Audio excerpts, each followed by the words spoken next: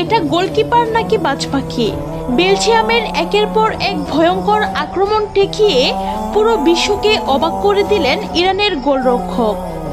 বাছা মরার এই গুরুত্বপূর্ণ ম্যাচে শক্তিশালী বেলজিয়ামের মুখোমুখি হয় ইরান।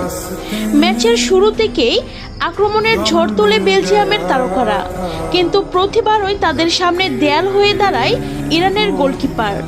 কখনো ডান দিকে ঝাঁপিয়ে, কখনো বাম দিকে উড়ে গিয়ে, আবার কখনো অবিশ্বাস্য রিফ্লেক্সে বল ফিরিয়ে দিয়ে তিনি যেন একাই ম্যাচে টিকিয়ে রাখেন নিজেদের দলকে।